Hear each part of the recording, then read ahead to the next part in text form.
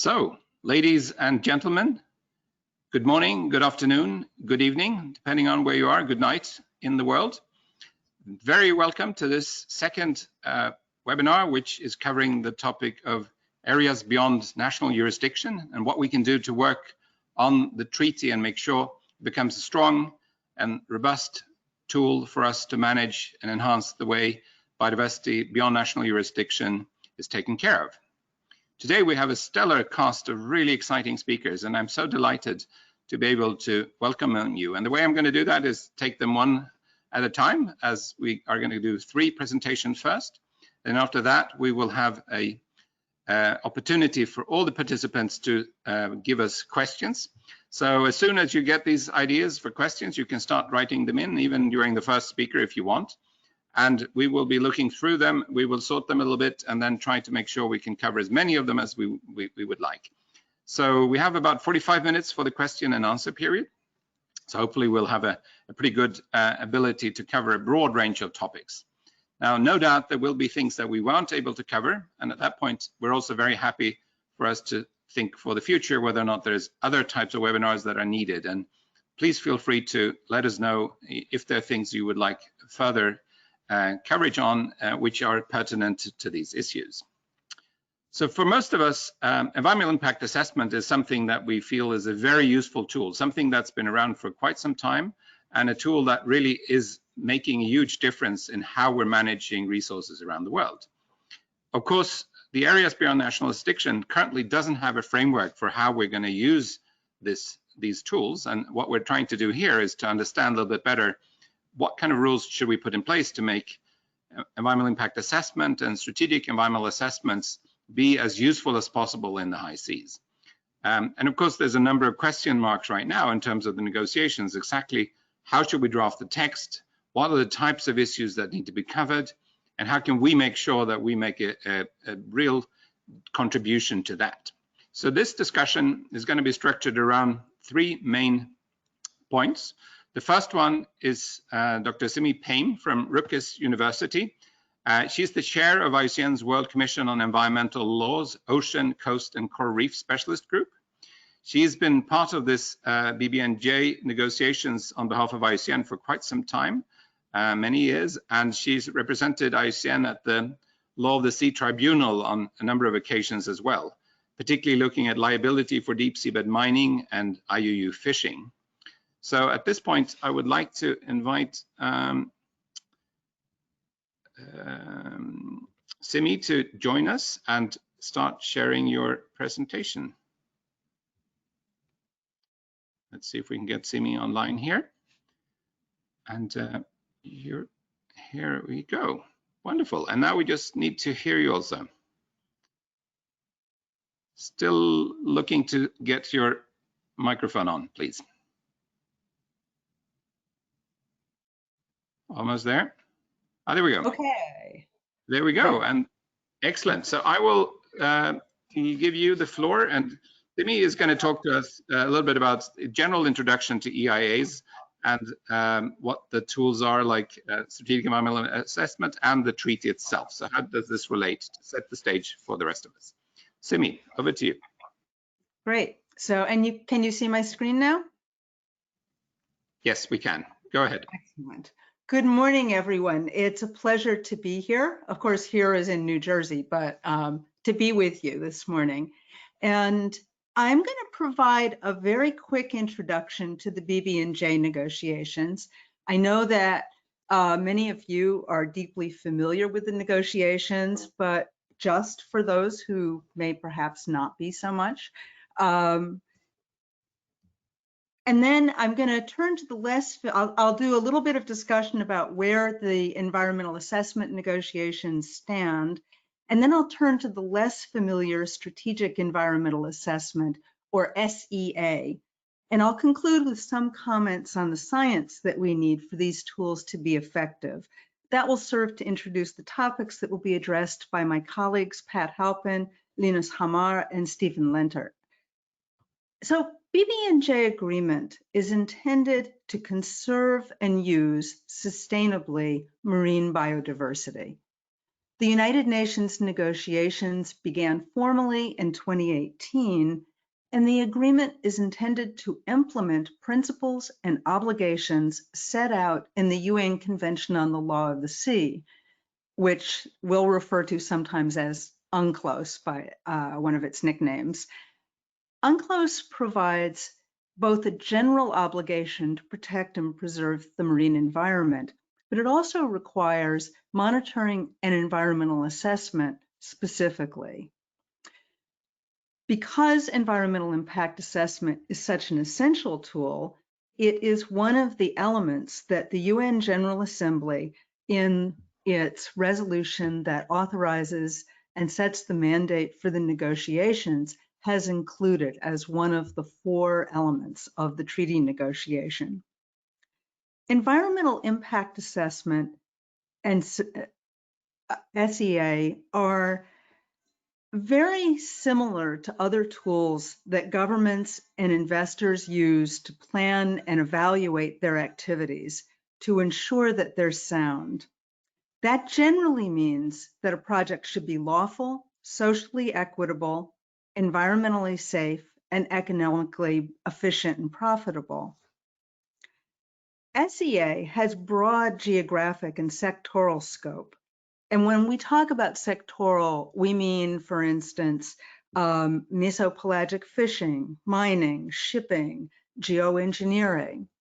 When we're thinking about the geographic scope, we may be talking about regional sea, we may be talking about the mid-Atlantic Ocean. And the SEA process is typically done before individual projects are developed. Ideally, that's when it should take place. EIA, Environmental Impact Assessment, is project specific. For instance, it might address a single deep seabed mining site. And it takes account, or should take account, of an SEA in designing the projects. Because of its broader scope, strategic environmental assessment responds more effectively to the UNCLOS conservation mandate. It can take account of cumulative impacts across multiple dimensions and timescales, and it can help deconflict uses.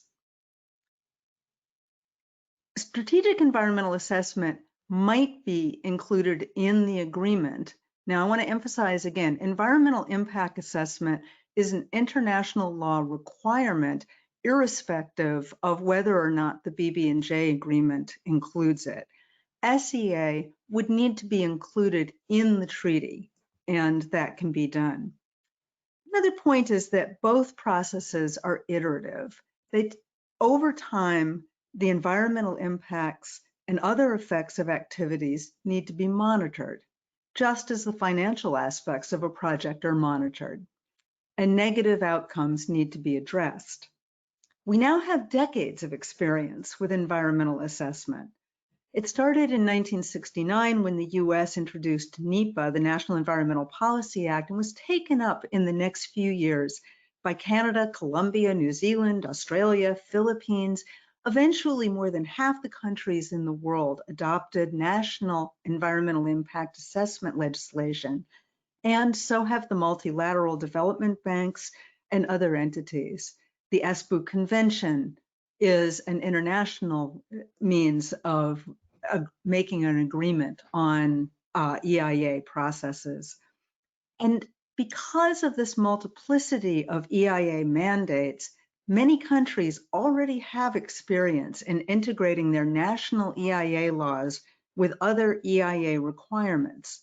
For example, if they have a World Bank or Asian Development Bank project, or if they have national and subnational EIA laws. EIA's purpose,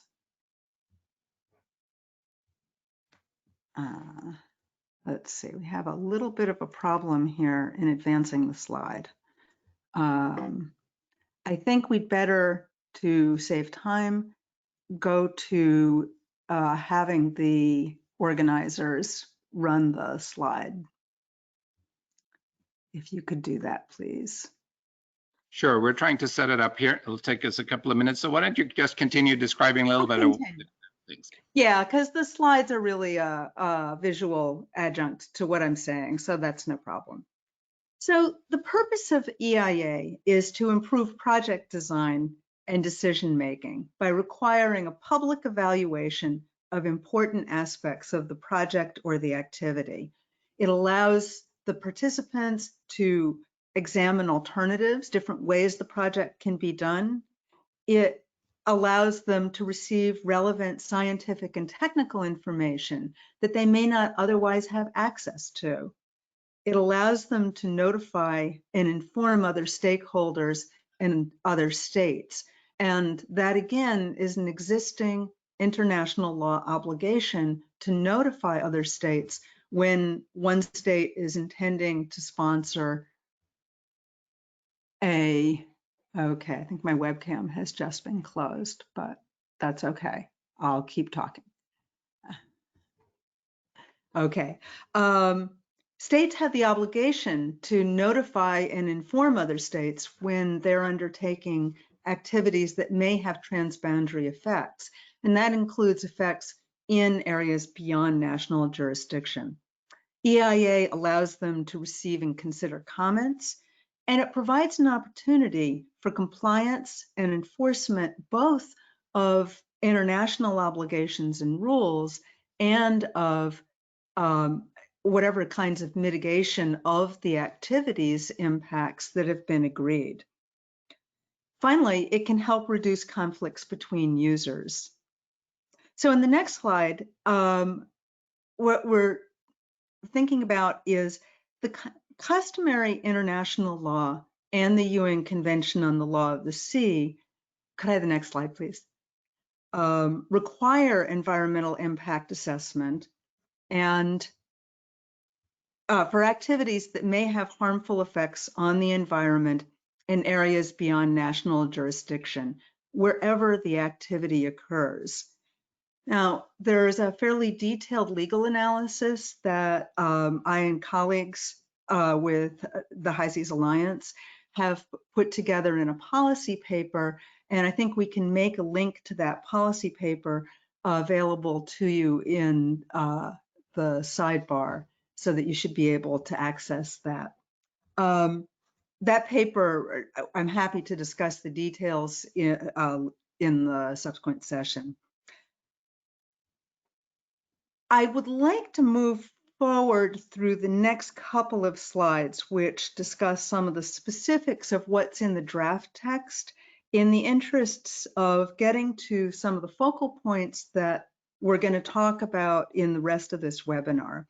So environmental impact assessment is going to need some kind of a clearinghouse mechanism or other means to publicly share all of the assessments that are done.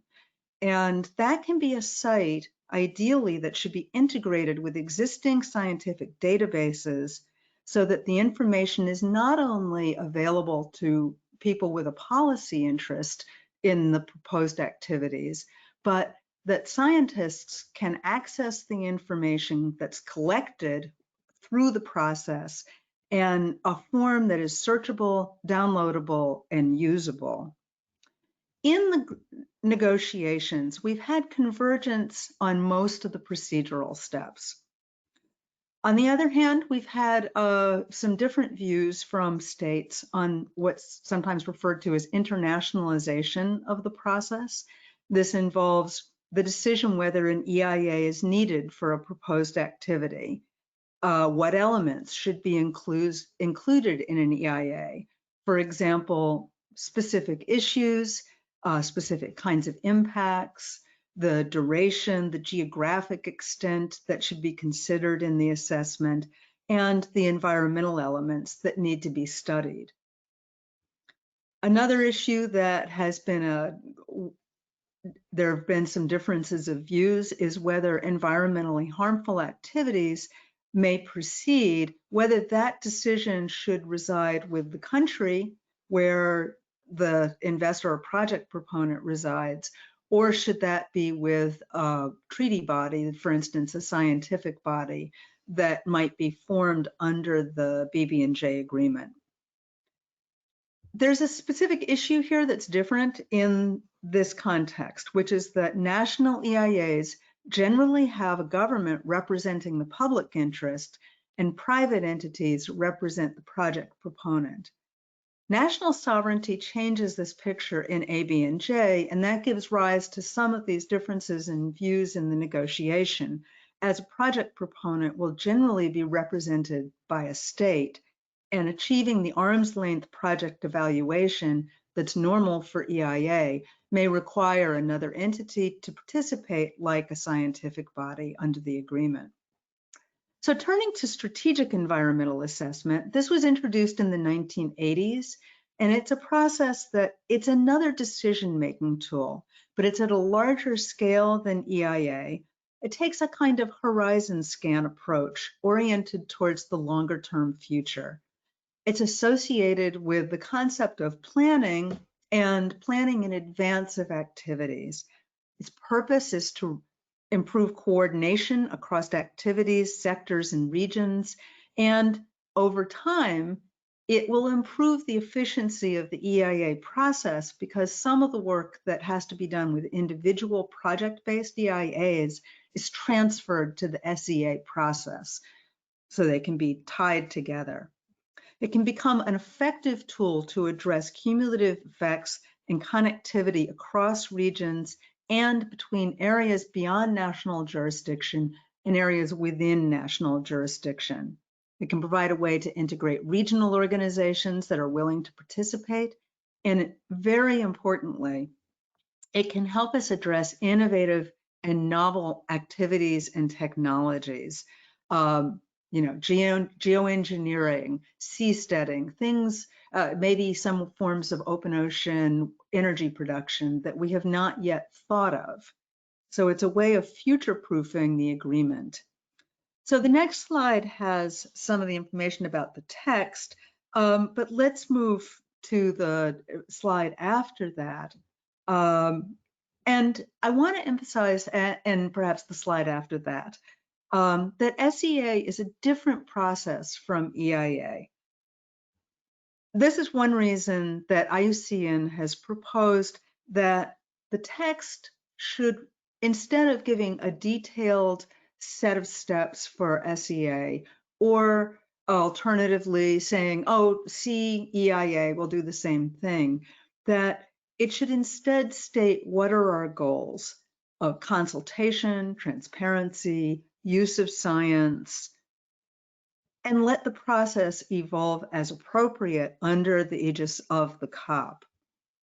Okay, finally, I'd just like to highlight that although there are several issues that remain to be agreed, and we can discuss those further in the discussion section, baseline information and cumulative impacts are two key issues. Assessment of project impacts requires baseline information about existing conditions before the project.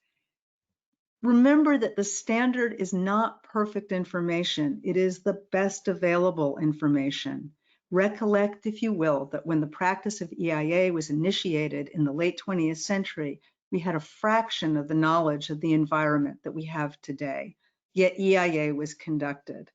This points up the need for the BBNJ agreement to also be a marine scientific research agreement. And this is especially true as we begin the decade of ocean science for sustainable development next year. I'd like to turn it over to my colleagues now who will take us into a deeper discussion of the cumulative impacts and baseline issues. And I thank you very much for your attention.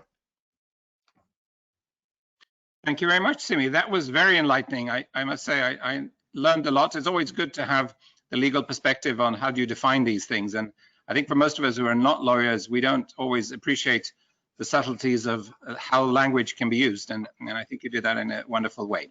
So our second speaker is Dr.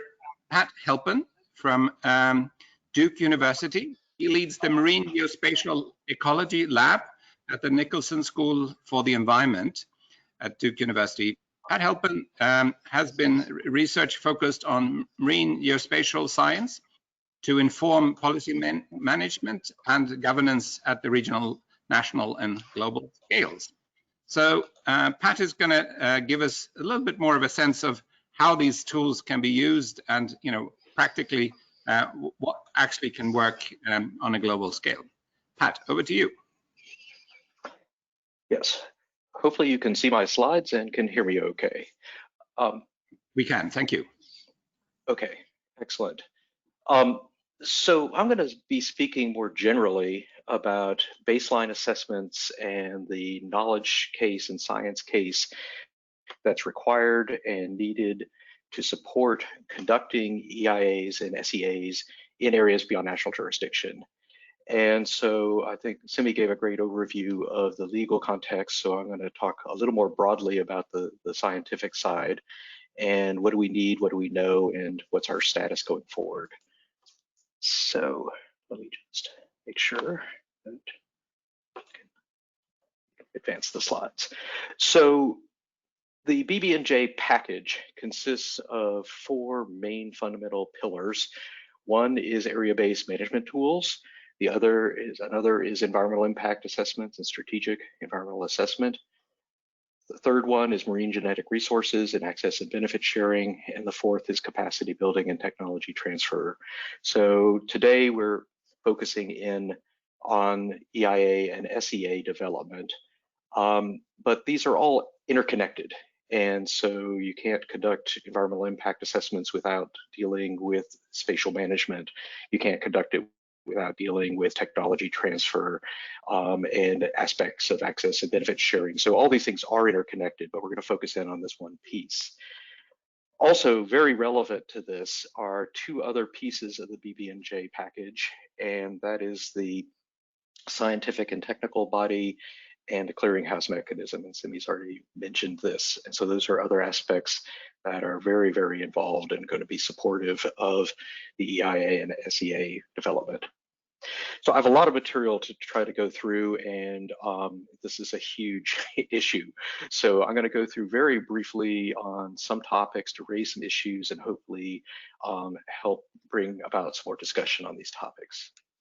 So the first thing is, what are some of the principles and targets of where we want to go with this? And I put together a quote here from the Strong High Seas project, just to have some key words here. And the idea here is that the BBNJ process on EIAs and SEAs is going to have to deal with individual and cumulative pressures. The process really needs to be transparent, comprehensive, and accountable. And it's going to also have to work in both geographically regional scales, but also at sectoral levels. And that's going to be kind of an issue to grapple with. And then there's the aspiration that we hopefully can go beyond these minimum standards and really improve things under the BBNJ agreement. So what are baseline environmental assessments? So I thought I'd step back and just use my own words to describe this. These are assessments that have to be conducted prior to an activity. So we need to think about identifying the resources, the habitats, the features, the services, and that list could go on. But all the things we have to map and characterize or identify. We also have to characterize the status, condition, and health of those features. So it's one thing to say that these habitats are in this area, but the other is to say, well, what's the condition or the health of those habitats? And then the third thing is we have to establish indicators and monitoring protocols and observing networks. And so this is another big component of this. And this list could be longer, but these to me are 3 very, very important activities that have to be conducted. So in essence, the task of baseline development is to anticipate all the necessary reference information that you need to address unknown future impacts across sites, regions, and global scales in a rapidly changing ocean and a rapidly changing societal context. What could be easier? Okay, so the word anticipate, I think, is really, really important. Is the scientific community needs to try their best to anticipate what are we going to need to know in the next 5 years, 10 years, or 100 years into the future. And this is a challenge. And how can we do that efficiently? And how can we do that in an effective and robust way? So environmental impact assessment, I think, thinking about that, the EIA part is often very relative to sectoral use cases, so fisheries, mining, shipping, other things. It's often site or area focused, It's usually conducted in some partnership with industry and the regulating body. It's often focused on defining pre and post time periods of operations and a specified monitoring regime. So I'm trying to condense decades of work on EIAs into one slide here. But those are some of what I consider to be the really important essential issues. Strategic environmental assessments, as Simi's already mentioned, are broader. They're regional and transboundary in scope. They're multi-sectoral. They often are conducted by governing bodies and focused on broad time horizons and monitoring regimes. So really, SEAs are kind of scaling up to looking at large, broader regions. And the science case is very different for producing the science that's needed to support kind of site-specific environmental impact assessments versus broader regional strategic environmental assessments. So a lot of the science might be shared, but there's really going to be different goals between them. So I was looking for a graphic that might show some of these things and saw a recent presentation by Stefano Lena. And so I decided just to steal his slides. So if he's on the call, I thank him for this because it was, I thought, a nice representation showing that EIAs are more working on project and activity-based assessments. SEAs are looking more at planning and programmatic and regional assessment. And then tied in that are other tools that we use, maritime spatial planning, cumulative impact assessments, and kind of the levels and positions of these different kinds of tools. So all these things are working together. So I'm going to talk about a few just really broad issues that I see. One is really kind of major kind of characteristics of areas beyond national jurisdiction. And some of these things are very, very big common issues, but it's really important to think about them. So 71% of the planet's ocean, the majority of that is in areas beyond national jurisdiction. And these areas, I often like to characterize them as being deep, distant, and dynamic. And then I started going on alliteration of words that start with D. But the big issue there is that they're not easily accessible. They're often far away from national interests. They're often very dynamic. And so they're difficult. It's another D word. In addition, though, when we start thinking about especially SEAs, so strategic environmental assessments, there's also issues in terms of the time periods. So often ocean basins are operating on very, very long decadal and even century cycles. They're very long duration. There may be delayed responses and buffering. So there's a lot of things about thinking about an ocean versus thinking about a project on land. So generally, broad baselines do not exist entirely for large regions of the high seas. And so because of that, we're often forced to use semi-quantitative or qualitative assessments at this point. And I think this is something we just need to accept because when we don't have data, we're going to have to rely on expert knowledge. Many ocean basins, cumulative impacts may occur on long timescales. And I just put in just a little note here just to give you an idea about this from a kind of an ecological and geosciences perspective. An average turnover of a lake is around 4 years. The average ocean turnover could be over 2,000 years. And so these are, very, very orders of magnitude different kinds of ecological processes and physical processes going on. So because of the combination of sparse data, sparse information, I think we are going to need to have a much higher acceptance of the precautionary principle with environmental impact assessments and strategic environmental assessments in ABNJ. So that's something I think we need to address up front. Also, when we're thinking, another issue is when we're thinking about conducting these kinds of studies, we often think about the impact of a particular activity in a particular site or region, but we really have to have that context. And this is something I deal with all the time on trying to provide science for policy and management questions, is often people come to the table and they have data and information on the site they want to work in. And then we say, what about all the rest? How do we compare it? How do we compare it to the rest of the ocean areas or comparative sites? And often we lack that information. So one of the issues that's a real big issue is that it's often politically and economically attractive to place responsibility on EIA development on the users and the regulators, but there's not really the same incentive to have those people conduct these broader ocean basin scale studies that we really need to have the context. So I think the BBNJ could go a long way to try to really kind of push the issue to resource comparative regional and global information and standardized surveys broadly to help support future EIAs and SEAs. So I think that's a very, very big issue here to give us that regional context. Another issue with this is dealing with sectoral baselines. We often think about geographic assessments, but also we very much focus and have for many years, many decades, have focused on ocean management by sectors. So shipping and fisheries and mining are all kind of dealt with different agencies, different groups, different issues. But some of the questions we need to think about is, do fisheries, regional fishery management organizations fully have the scope and remit to manage all fish by biodiversity, not just commercially managed fish? Does the ISA have the full scope and remit to look at all deep sea habitats around the world, or are they really focused mainly on areas that are subject to mining? Does the IMO really have all the tools and comprehensive studies to look at potential vessel impacts that might go far beyond the locations of shipping lanes? And so these are questions we really have to grapple with. And I just want to show one example here from the fishery side.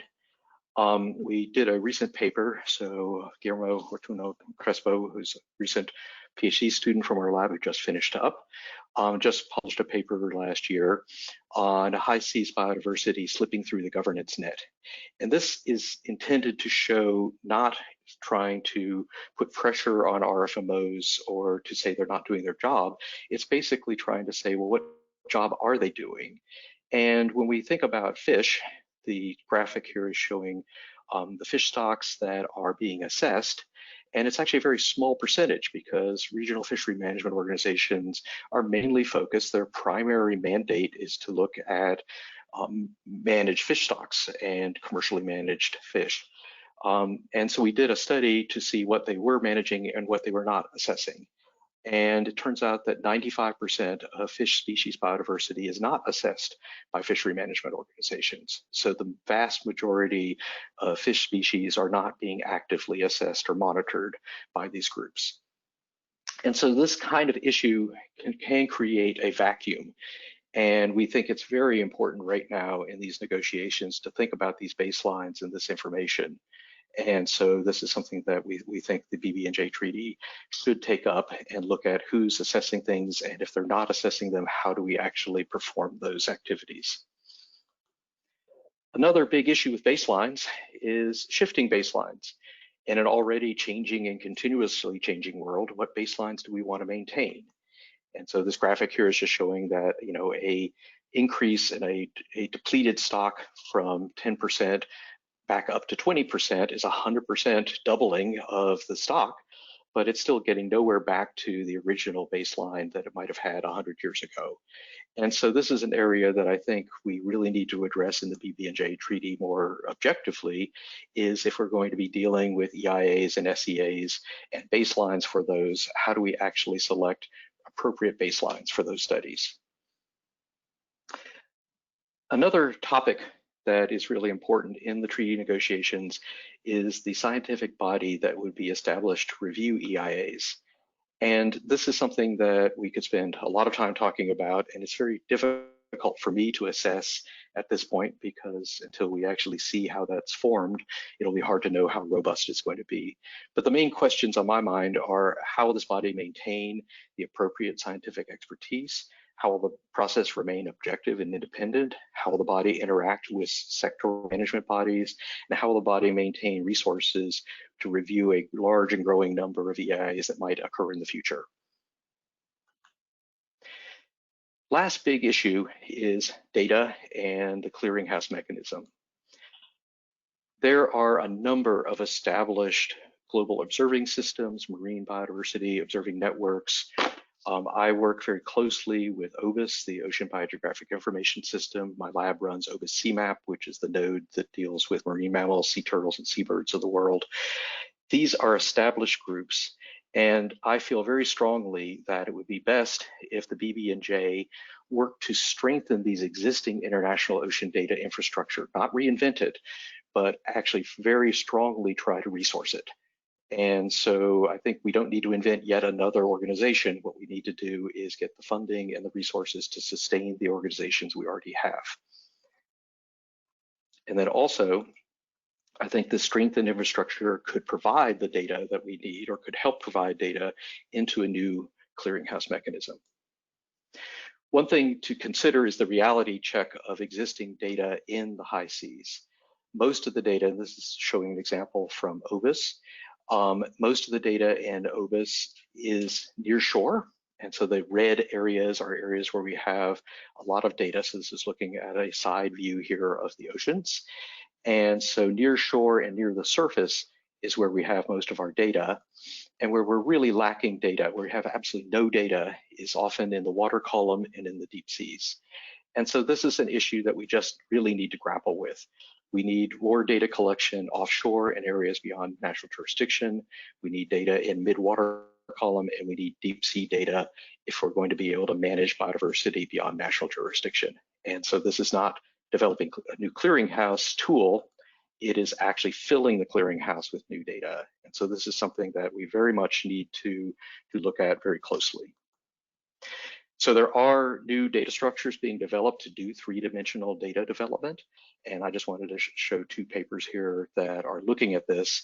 So we have the structure, we have the technology to deal with three-dimensional data in the water column, but we just need to fill those up with more precise data.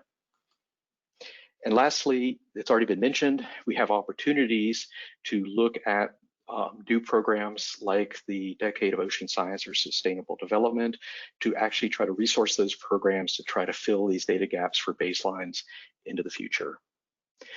So just to go very quickly through some take-home messages here. First, I see that EIAs and SEA baselines will need to be conducted in a transparent, comprehensive, and accountable manner. That these baselines will have unique challenges in areas beyond national jurisdiction due to sparse data, long timelines, and lack of comparative studies. We need to establish sectoral management bodies to see if they have the scope and mandate to manage biodiversity baselines in ABNJ. We need to look at the shifting baseline syndrome to really do a better job of saying, well, what is the baseline we're going to use? Are we using baselines in the ocean from 2020? Are we going to use baselines from pre-industrial times? What are the baselines that are going to be appropriate? We need to think about the maintenance of science and technology body to be making sure that it's going to be robust and effective. And then finally, we need to not only build a data clearinghouse, but we also need to resource the new and expensive data collection that's going to be required to fill these databases. So, thank you. Thank you so much, Pat. I think that was very enlightening. I certainly learned a lot on that. And I guess it's sort of very easy to see the oceans as two-dimensional and not three-dimensional. A lot of us don't think of the complexity on a daily basis, but you're absolutely right. One do really need to have three-dimensional things, particularly when we're looking at impacts, which will also be traveling up and down the water column, like seabed mining and other types of activities. And of course, we are already fishing in 3 dimensions. So from many directions, these impacts have been happening for a long time, and certainly starting from very low levels of the way the system has been fished down. You know, there's a long way back if you wanted to have a baseline that was, let's say, 100 years or more. So I think very enlightening. So now we'll turn to our third and last speaker, Linus Hammar. Linus is a doctor from the Swedish Agency of Marine and Water Management, where he leads the program for exchange and capacity building in the field of marine spatial planning.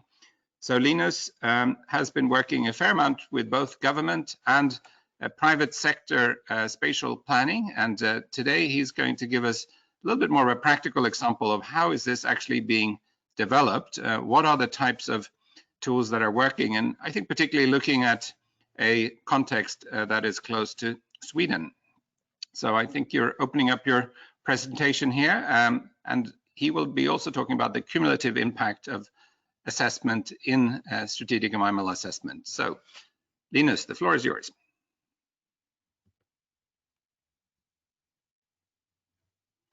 You're muted. Sorry, by the way. there we go. Yeah.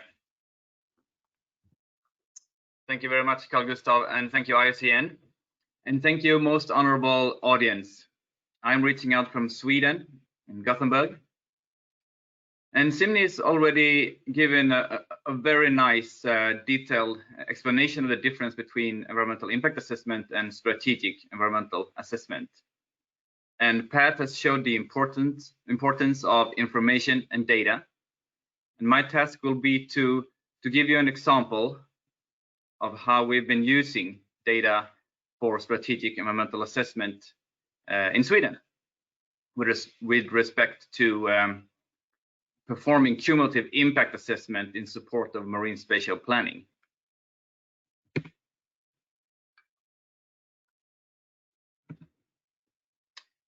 The storyline will be making plans in a crowded sea where we need to assess cumulative impacts, and I will show you shortly about the Swedish application and sum up some bullet points for the BBNJ treaty. So making plans. If we look at the comparison between individual projects and development plans and programs, we can use offshore wind power as an example. So this is a project application, most typically, and you will then be confined to the specific spatial area, the location of where the developer has suggested this development, and also confined to quite specific technical requirements. But it makes a good sense to also look into the bigger picture. So this is what I show now is a specific wind farm in Sweden, but in the larger area on the regional scale, we have a lot of wind farm ambitions. And the same thing goes for the Yellow Sea. And to look into another sector, we have, as I think you all recognize, the deep sea mining area, the Clarion-Clipperton area. And at this scale, it really makes sense to look into the broader picture, because here is a lot of wiggle room.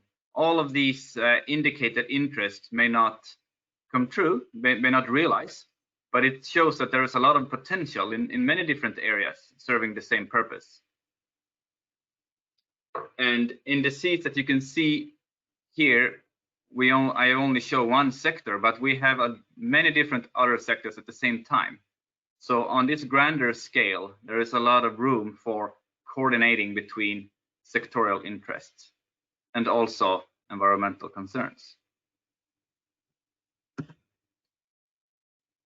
And in difference to individual projects, plans and programs, they are at an earlier stage of decision chain. They are more flexible and adaptive, and they can be more holistic and consider intersectorial coordination. And therefore, strategic environmental assessment is highly applicable. It is better for the industry with smoother consenting procedures. And it's also better for the environment because at a grander scale, one can avoid sensitive areas and one can avoid harmful practices while still allowing and supporting industrial development in the specific greater area.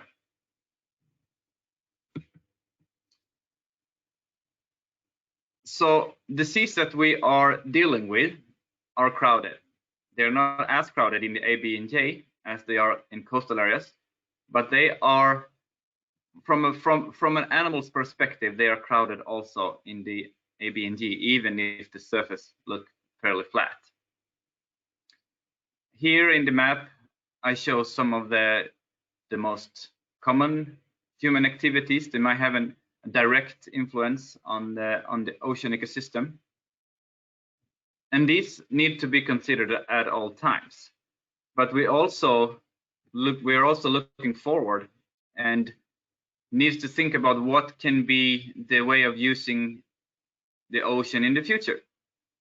The treaty is for the future. We have looked into this through a consultancy report that was asked to identify new sectors and look into the possibility and the likelihood of these sectors to develop in the ocean and in areas beyond national jurisdiction. And I'm here just showing some examples of fairly new activities that could happen in the areas beyond national jurisdiction, some more likely than others.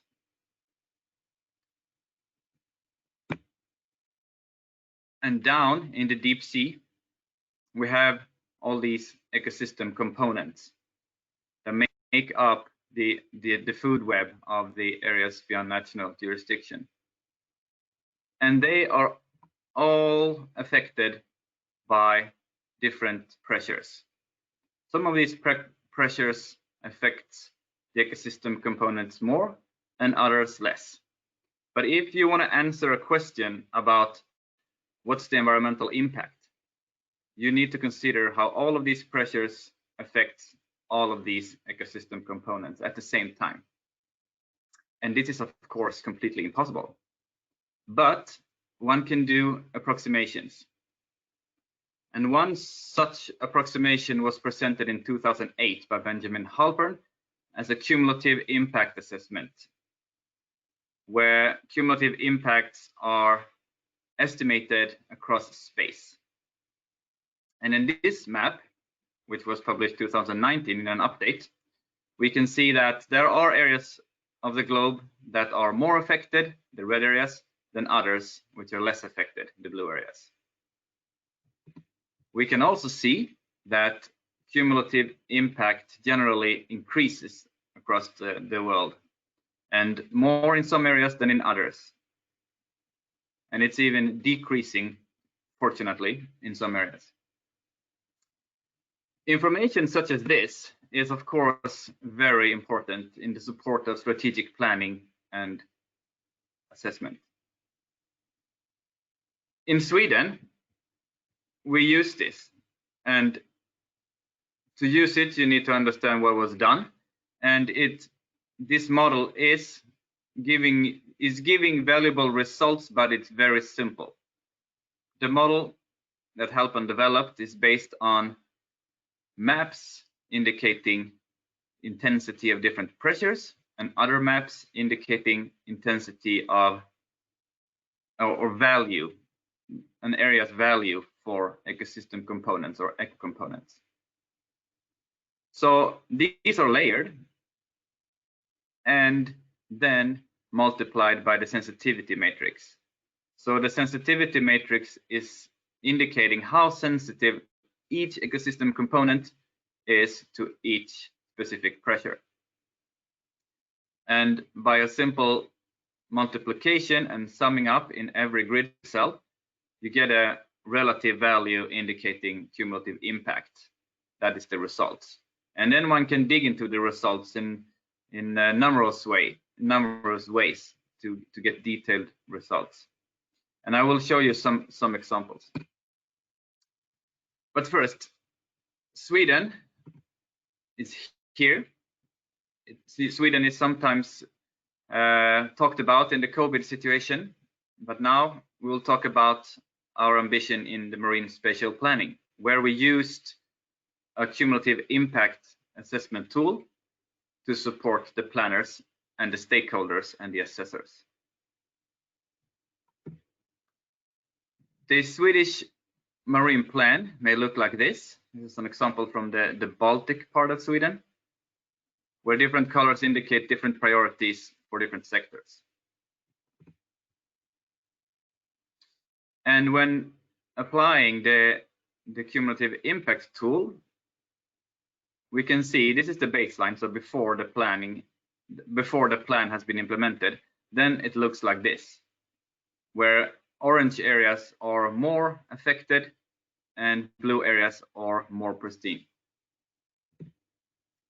For instance, we can identify areas where we have particularly high environmental impact, and that was used by the planners in the marine context to adjust the planning with respect to these areas where pressure is already high on valuable ecosystems. Also, the areas which are blue might be of interest since there are less pressure and might also be valuable for conservation if there are also high abundances of endangered species and so on, or pristine areas. So this information was used in the first rounds of developing the plans. And when we had alternative plans produced, we compared them through the same analysis. We then implemented scenarios where we simulated what would happen when the plan is implemented, such as increased shipping in some areas, decreased shipping in other areas, and fishing and offshore wind, defense activities, so on. All different uses in the plan could then be simulated.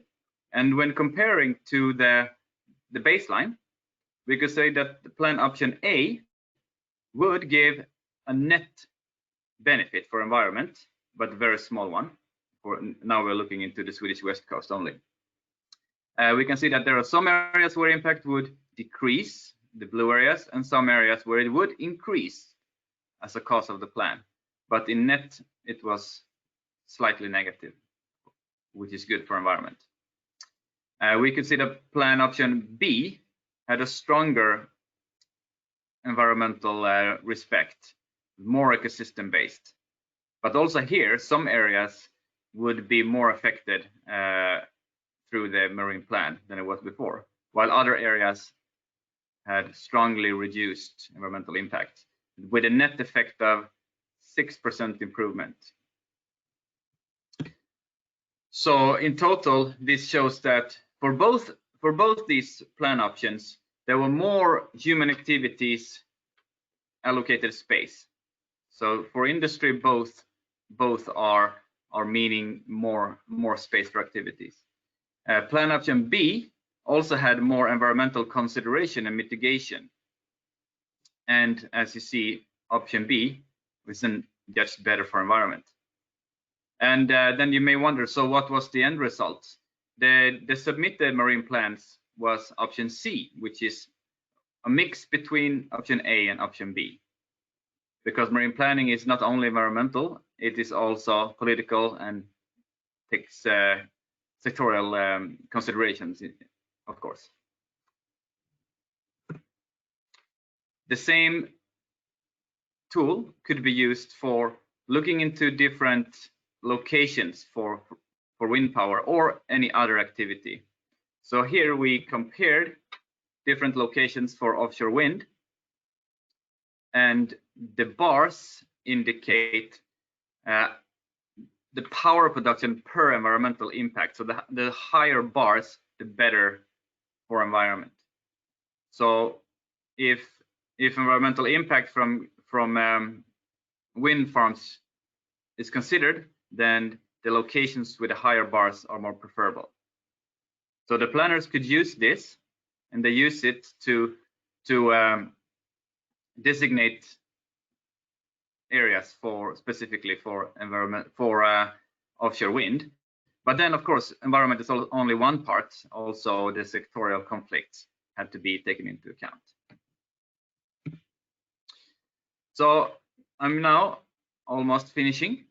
I've showed you very quickly information about the how we used cumulative impact assessment in support of the strategic environmental assessment for the Marine Special Plan in Sweden. And this is, again, the simple methodology. And importantly, we only used available open data. And there are a lot of uncertainties in these analyses, which are also presented in different ways, which we don't go into now, but that should be stressed. But even so, to use available information to know more is always preferable, as long as you are aware of the limitations. So if you want to look more into the specific tool that I've been describing here, you can Google the open access article on the topic, or you can look at the YouTube video. And summing up, take homes for the BBNJ Treaty, strategic environmental assessment certainly fills an important purpose, as it supports both industrial development and environmental concern. And as was already mentioned by Suni, it facilitates subsequent environmental impact assessments.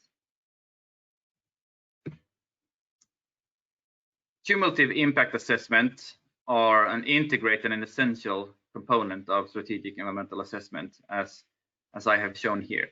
It brings a lot of value and ensures the holistic perspective.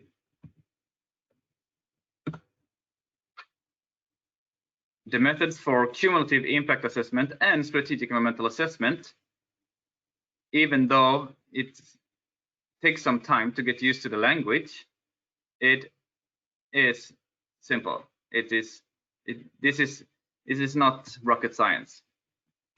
It can be done, and it is important to remember that at strategic level, even sparse data, which is what we often have in the ABNJ, can be very valuable. And the baselines, as Pat has mentioned here, will of course help increasing the available data over time. And thank you for the attention. Thank you very much, Linus. That was riveting. I was really excited to hear about that. Being Swedish myself, it's always fun to get a little bit of a sense of the work you're doing at home and what all the taxpayers' money is going to. In fact, it's also going to this seminar series. So we're very pleased to thank the Swedish government for your very gracious and active support in all this work. And in fact, we have two panelists now, apart from our speakers for today. So may I ask all of you to put your videos on. So I wanted also to introduce our panelists. We have Dr. Staffan Danielsson, who works for the Swedish Ministry of Environment now, but he's been lent out by the same agency where Linus is. And we also have Dr. Stephen Lintner, who is a former boss of mine, but he more importantly has been working on a number of different functions, most recently for the infrastructure bank in China, where he has been setting up the environment department there. He was also the former president of the International Association for Impact Assessment for a number of years, a few years back. So I think we have a series of very exciting questions coming up. And without further ado, I wanted to give the first one to Simi, which was a response to your presentation. So like strategic environmental impact assessment, is EIA associated to planning? Is EIA more focusing on activities? So basically the distinction there, are we dealing more with a planning tool or is it more activity focused? That's a relatively straightforward answer, I think. Yeah, the short answer is that they're both actually planning tools, but the EIA is focused on a particular project or activity. So you're going to go out and undertake mining in a new region. That particular operator who is going to be doing that particular mining license is going to do an EIA on their operations for the proposed duration of their mining. The SEA would look at the entire region, or it might look at and it might look at it across sectors as well. Still, I think you have to think about the EIA as a smaller plan because you're thinking about mitigation, you're going to take into account cumulative impacts, you're going to be looking at the strategic environmental assessment and recognize, as Lena's explained, these things are connected, so it's not completely separate. Thank you, Samir. And Stephen, in this context, can you give us a sense of the different types of tools that have been developed in impact assessment and which ones you think have been most successful? In fact, we lost your video there, so we might want to put you back on there, but I think maybe you were muted. So there you are. I think you are maybe still muted, so maybe you want to unmute yourself. That's the red button there. Okay, I'm unmuted now. Fine. In terms of the issue, which types of instruments have proven to be the most successful in environment and social impact assessment? If you look at environment and social impact assessment, as you heard from Simi, it goes back to the very late 1960s, early 1970s. And another point she made in her discussion, and this was in the context of strategic environmental assessment, it's an evolving state of the art. It's very dynamic, and it's also very specific to what you're looking at. So one of the things that we know is we've got now a very long history of doing these in the terrestrial environment. We have a lot of experience in the coastal area, but where the real challenge is when we move into areas beyond national jurisdiction, which have these characteristics that Pat was talking about, basically where we're dealing with areas that are very deep, and they're very dynamic, and they're very distant. We really don't have a lot of experience with those types of activities. So what I think we need to do is to look at the questions that are the most important. When you're doing an environment and social assessment process, be it a strategic assessment, be it a terrestrial project-based assessment, it's really the question of how you can frame it to inform decision-making, how you can use it to integrate things into design, how you can provide a mechanism for public consultation, and lastly, how do you get a better development outcome? So I think we need to continuously look at the process, take what we've learned in the terrestrial and coastal environment, but recognize in this three-dimensional area that we're working with now, that we've got to have a very open mind and really see these things as evolving. And we do not have to have maximal data sets to make reasonable decisions, but we need to know the data sets are limited. And we've got to be very open about that. The coastal example from Sweden was very good. So another interesting case that we already have, which is of course where we've been pretty good when it comes to international collaboration, is the Antarctic Treaty. So Pat, I wondered if you could give us a bit of a sense of what you think has been working there, and if that's a model that could be used when it comes to BBNJ. Sort of what rules have been applied in the Antarctic, and where do they come to play when it comes to this thing? And I would also say that we still have room for more questions. So to the whole audience, anyone who has things, there's a small button there where you can write in questions. Please feel free to do so. Pat.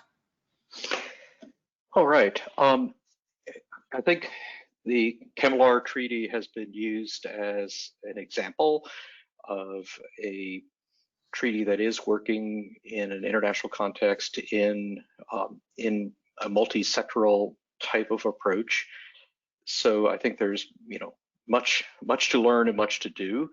I think it is actually very good to look at the successes and issues that have come up from that process, and so I think there is a lot to inform the BBNJ process.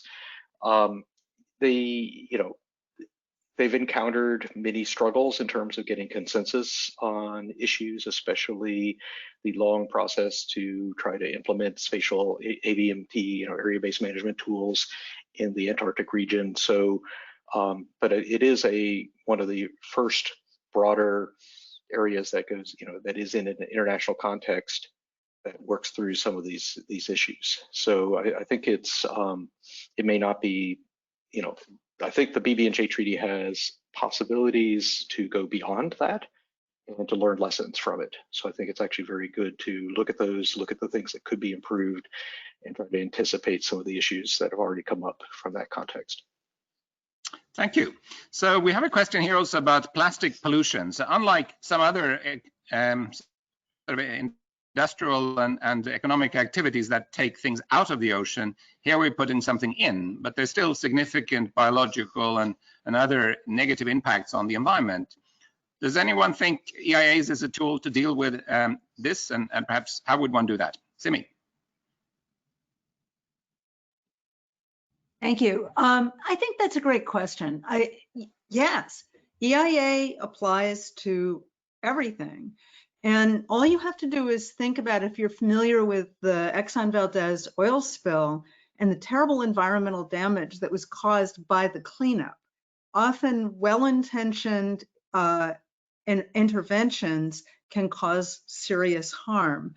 And so the short answer is any activity, even scientific research. The question that Pat just answered about the Antarctic Treaty, most of the activities, maybe all the activity, virtually all the activities that are assessed under the Madrid Protocol are scientific investigations.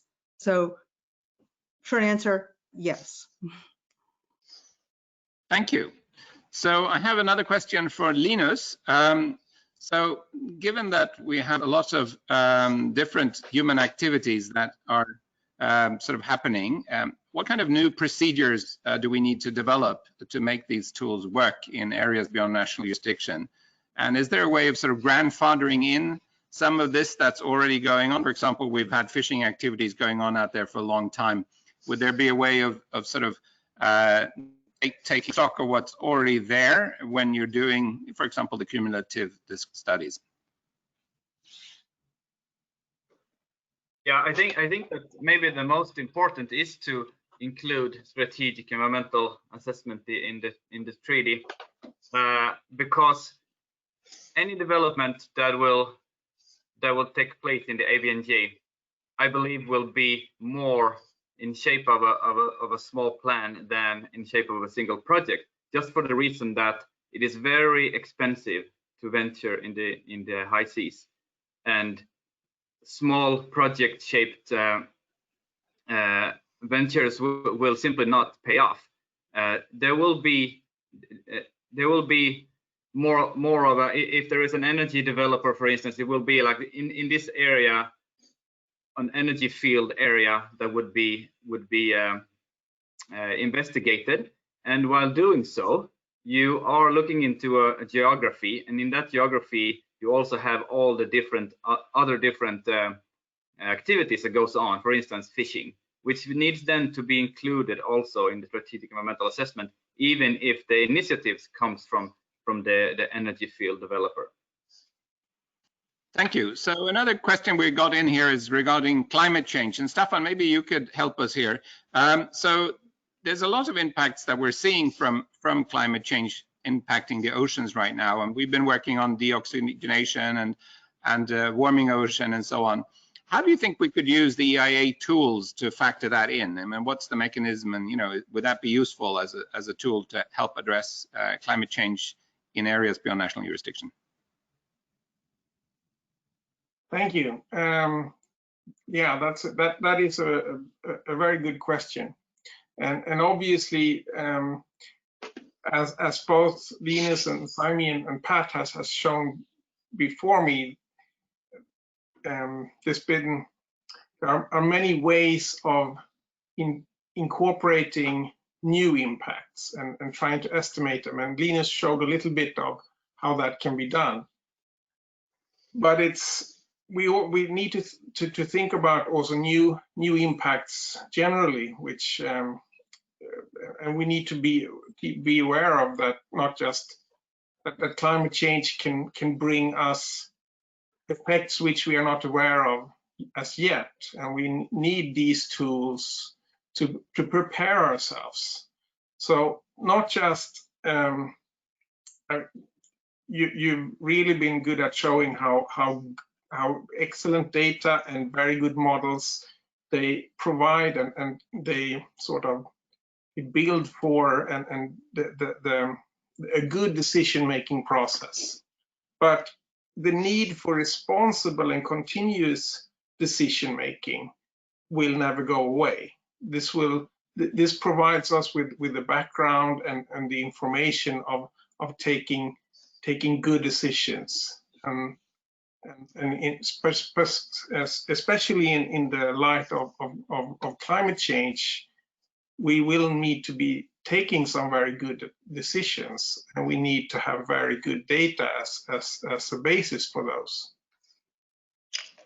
I think this point in the direction that we really need solid science to be able to accomplish this. I see both Pat and Linus wants to come in. Pat. Yes, maybe to build on Stefan's point, one thing that we're seeing with rapid climate change in ocean analysis is we're needing to increase the frequency of our analysis. For example, my lab does a lot of work predicting whale distributions in the oceans for management purposes. And we are having to update our models much more frequently now because the distributions are shifting and changing.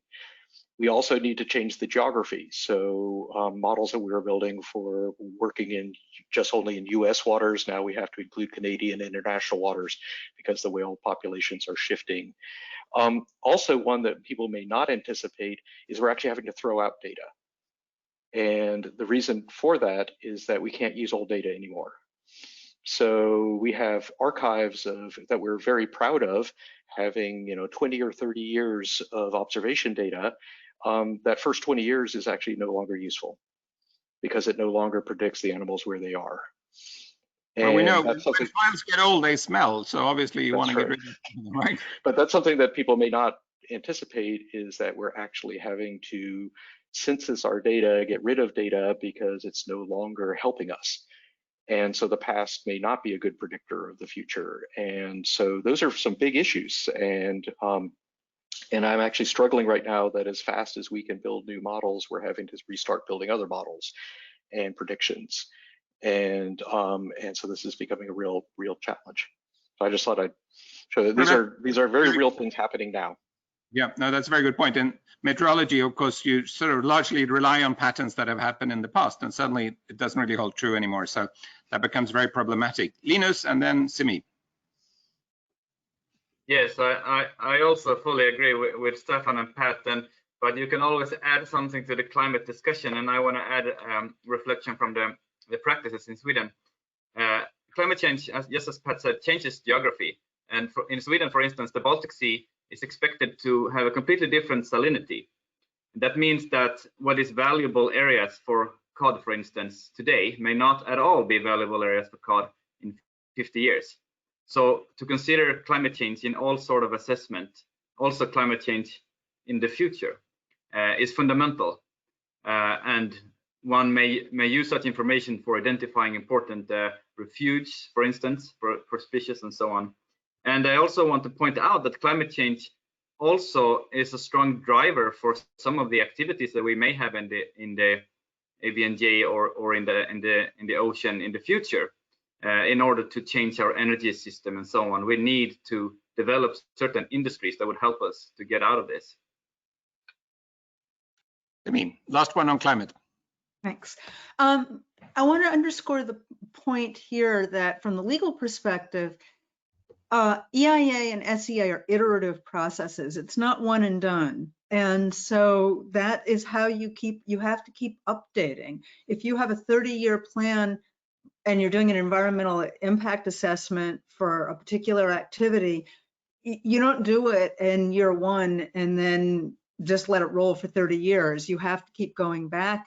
And that is in the text of the draft text for the agreement, that there has to be monitoring and follow-up and continued review. And that's why it's so important. I think sometimes that's underestimated. So Pat's point is extremely important in providing the justification for that requirement. So Stephen, one of the things that's important also is to set the standards, and so that they're sort of maintained at some certain level. How would one go about that? Because different sectors might have very different standards and different ways of operating on land, and consequently also in the ocean. Can you shed some light on that? Well, one of the things you've seen happening on land is that the trade organizations involved in sectors and the professional organizations involved in sectors, such as the International Hydropower Association, have been working for a number of years to come up with environment and social impact standards, to come up with procedures, to come up with guidance. And I think one of the real questions is, how do you carry this offshore? And how do you really deal with this? Now, one of the challenges that we're seeing is this very, very dynamic nature of the systems. This has come up in this last discussion, and I think this is something that's going to need to be dealt with. One thing is that it's going to be very difficult to set international standards other than on a process basis, that you can engage with certain sectoral interests, you can deal with certain countries with a geographic interest, and reach broad agreements. If you look at the work on the Baltic Sea, you have a Baltic Sea Commission that's worked very well. You've got one on the Mediterranean. There's been work on the Red Sea and Gulf of Aden. There's been the work on the Benguela Current that has been not in a commission setting, but still in a very important structure. So I think one of the things to really achieve success in the areas beyond national jurisdiction is to actually subdivide these into logical units and start working on those logical management units to get agreements, not mirroring, but based on the experience of the regional seas agreements that already exist. Thank you. So we're getting some comments here also about sort of science and technical bodies to help review this. This is, I guess, to all of you, if you can give us some sense of, what is needed here to get technical advice, to be able to also perhaps evaluate the types of assessments that are being done to make sure they are up to the standard that we think should be required in international work. And do we have some ideas of, what kind of aspects need to be covered in this treaty to be, in order to do this in a good way? And building on Stephen's point here, I could see you could do that on a regional basis, like ocean basin or sub parts of a basin, or you could do a global body that then have expert groups. And there's a number of different ways you could organize this. Take the Caribbean, for example. How would you go about it? And can you give us some ideas of what you think would be appropriate? Anyone feeling compelled? This is maybe too difficult a question. Stephen? Well, I think the most important thing is you need to build on what exists already. This is really critical. You've got a very finite amount of money. You've got a finite amount of human resources. And I think you may have some bodies that are looking at bigger issues globally. But in terms of management, you really have to have management units.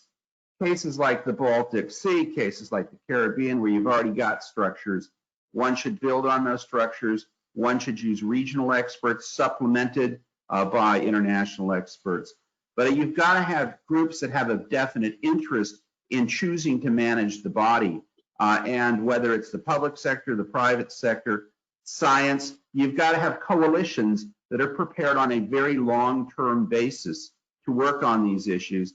And one has to recognize that the money is going to be highly constrained, and one then has to use real wisdom in looking at what's critical, not what's desired, to inform decision-making and support really good management.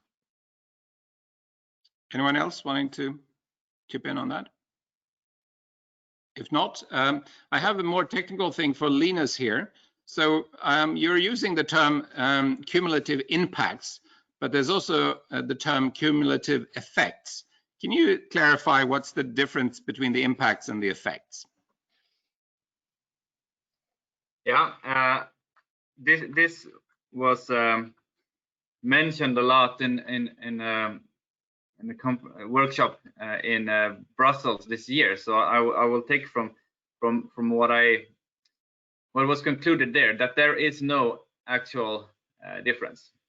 I have my personal opinion on the difference between effect and impact, but in general, there are cumulative effects assessment or cumulative impact assessment, and there is no real difference in that. While the specific methodology that I was presenting is often referred to as cumulative impact assessment, but there is a broader cumulative effect assessment that is more often used in, for instance, on land and in the strategic environmental assessment, typical lingua. So maybe I should leave that question to you, Simni. And if you would also say a little bit more what your views are on the scientific and technical body when you have the floor. So just a quick comment. I was happy to reflect everything that Lena's just said about effects and impacts. It came up within some of the civil society discussions after the Brussels workshop. And I had my research assistant go out and look at different international agreements and essentially came up with that conclusion that in international law, it's essentially the same, although, as you say, sometimes effects can be taken to be a little broader. But this is probably a place where we don't want to be too precise in defining it and making a big deal out of that. We would just get into trouble. On the scientific body, I actually prefer to leave that to my colleagues. And I think Pat may have had something further to say about the scientific and technical body. I think the legal form for the scientific and technical body has to follow the scientific function. The only thing that I think is extremely important is that however it's structured, it be either explicitly a political body and that then sends all the decision-making input out to actual scientists, or if it's going to be a truly scientific body subject to scientific method and ethics, then it has to be considered how something is structured, really taking into consideration the things that Stephen raised as constraints. Pat. Yes, I think we need to be very careful on how to set up a robust scientific and technical body that'll serve the functions that we want into the long term. I think it needs to be credible, objective, needs to be peer reviewed and apolitical.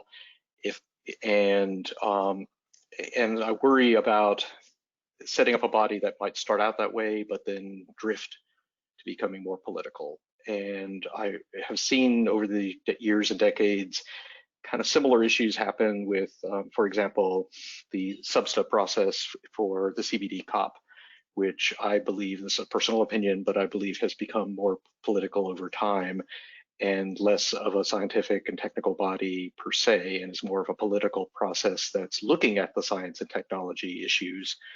And I think there is a political process. That definitely has to happen.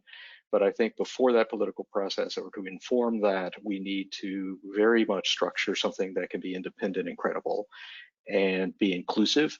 And there are lots of organizations that could contribute. And so we'd have to think, how do we actually do this with scarce resources? But my worry is that without a lot of effort, it will naturally drift and be pulled into a political process, and the decision making will be less science and more, political gaming. So I think you're absolutely right. I mean, that's inherent in many of these things. Now, Stefan, you've been waving around, so yes, please, your point on this. Thank you.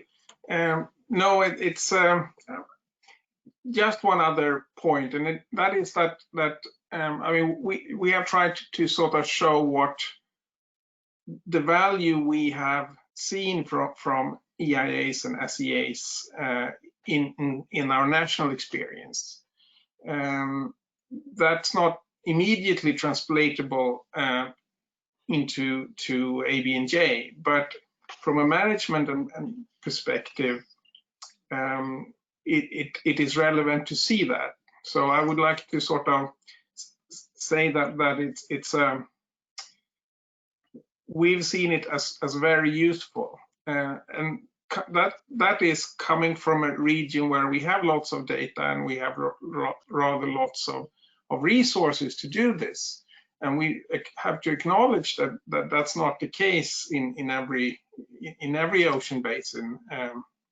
So and that raises the point of capacity building, not just for a scientific and technical body, if such is going to be established, but it raises how we can ensure that we have the capacity, not just in a couple of regions, but in all or most at least. So that's That will be very Yeah, important. I think that's very important. And how do one put that in the treaty text also, so it becomes sort of an integral part? Because, of course, this is one of the benefits a number of countries would then derive from this, is to get some capacity building. So, Stephen, can you give us a sense of capacity building in the broader context of impact assessment? You know, how has that been addressed globally? And are there some good models of sharing of and twinning of arrangements, for example? Well, first of all, we've been talking about cumulative impact assessment, the well-known CIA. And I think what we've seen over the last 40 years with environment and social impact assessment has been cumulative. We've seen various initiatives by multilateral institutions. The United Nations system's been very heavily involved. Bilateral development organizations have been heavily involved. You've got the multilateral development banks involved in this, as well as academic institutions. And you've got different histories in different areas. For example, Southern Africa has very, very strong capacity. And you can see that in some of the work that was done in Namibia on this question of developing the offshore phosphate. That was driven by Namibian capacity, which is really quite profound. You've got decentralized capacity in some of the larger countries, China, India, Brazil. So what I think we need to recognize is you do not have a single solution, but what you have are multiple engagements over time. One thing that's been very important is, for example, strategic environmental assessment is being internalized. China uses it a lot, see it a lot in South Asia now, some African countries have used it. So I think what we really need to do is to continue to work together. When I was the president of the International Association for Impact Assessment, annual meetings proved to be a very good place for dissemination of practices. But we do need to recognize that impact assessment is an art and a science. And so that human side of it, the other big challenge is to get people to understand, and this has come up in a number of the points, including what you saw in the Swedish example, what Simi talked about, and the underlying information that Patrick was putting up, is it is both a process and a product. There's excessive focus on the product and inadequate focus normally on the process. And that it's the process that forms decision making and the process that forms social consensus. Thank you. Anyone else wanting to come in on that one? Lena's, for example?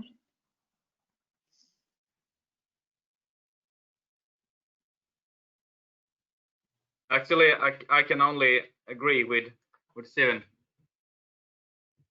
Okay.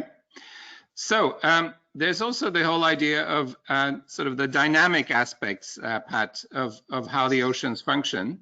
And we sort of know that, as you mentioned, there will be shifts over time, and we can already see and observe that. So how will we be able to take that into account in the EIAs and the strategic environmental impact assessment? I mean, what's the mechanism here that permits us to address that in a proper way? The issues of dynamics are profound and fundamental in the ocean, and they also happen on terrestrial systems. I think we are just more able to wish them away because we kind of think of forests and watersheds as stable, but everything's changing. But in the oceans, it's really, really difficult. And so some of the features we might be talking about, for example, you know, we're working on projects right now on the Sargasso Sea or the Costa Rica thermal dome. Those are features that are actually defined by dynamic ocean gyres. They don't really exist. I mean, there's no, you know, we can draw a polygon on a map and say that's the Sargasso Sea, but on any given day, the actual feature is migrating and moving around. And so we might be trying to look at, you know, activities going on in an area that we might be shifting those boundaries, are fuzzy concepts. And it's difficult to work in a policy and governance arena with fuzzy concepts because people are indoctrinated to thinking about, I can put a boundary around this. And so that's the first piece, is that there is a lot of education and a lot of evolution in our concepts of governance and management that has to really fully incorporate these ideas that some of the features we're going to deal with are not going to be as the same as putting 4 corner stakes in the ground in a terrestrial system and saying, here's the place, because the place might be shifting and winking on and off over years to decades. And then, you know, the animals that are moving within these features are also highly dynamic. And we have a project right now looking at migratory connectivity in the oceans. And an individual animal might spend, you know, part of its life history in 3 different exclusive economic zones and be traversing back and forth across ABNJ. And so when we think about, you know, animal impacts and things, the governance issues are also highly complex.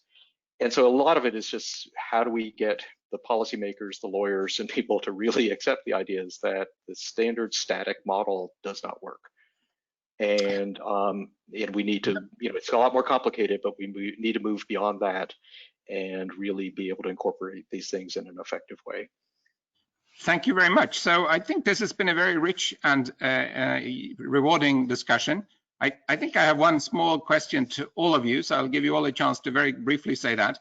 Before everyone tunes out, I also wanted to mention that we will hopefully be able to put both your presentations and this show on the web so that it will be available for other people who might not have been able to tune in today.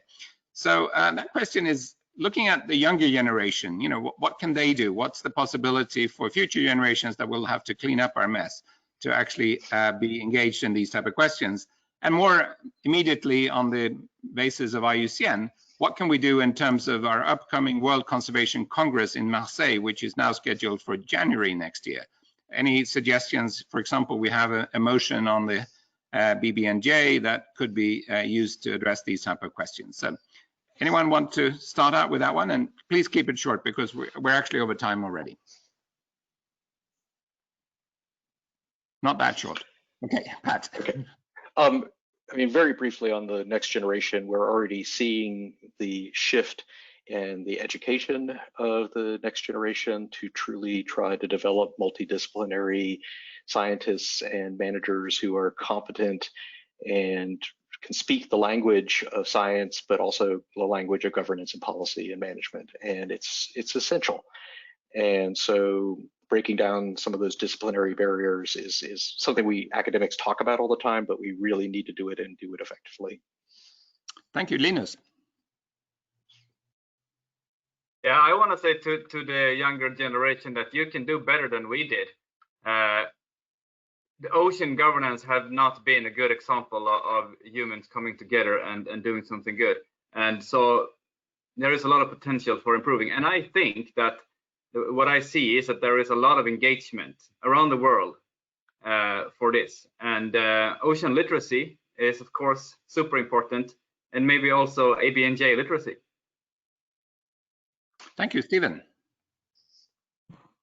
I think the most important thing looking forward for younger people is to recognize this extraordinarily dynamic nature of the systems that we'll be seeing over the next 20, 30, 50 years within their lifespan, and the fact that our historic data sets really are not going to lead us to the types of management decisions we're going to need. So that is really a huge area of opportunity, and it's a gigantic challenge.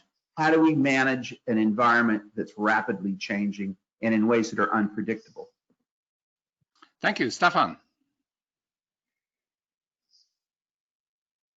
Thank you. No, I think that the best way that I think we can that we can do for the next generations and for the next generation to be empowered to do something about it is to put in place an ambitious BBNJ treaty, and that is something that hopefully we will do in the next year.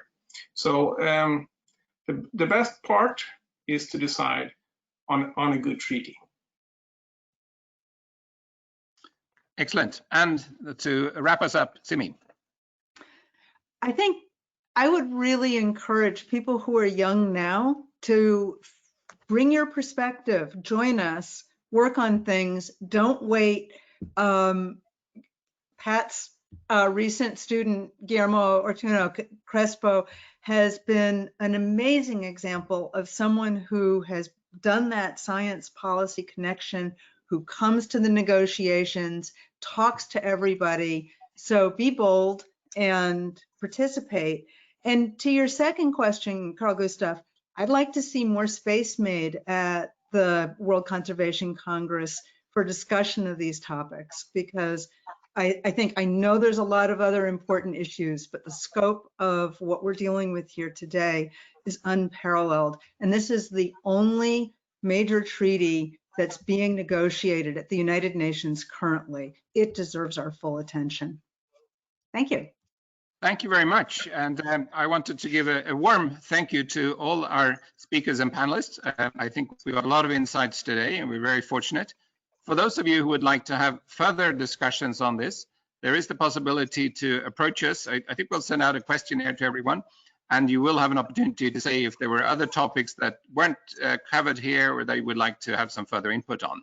And I can already announce that next Tuesday, the 23rd, at the same time, we will have the third in this series. In fact, Arturo was going to be there as well as one of the speakers, and we will have an equally impressive group of people who will talk about area-based management tools and how they could be applied in the treaty.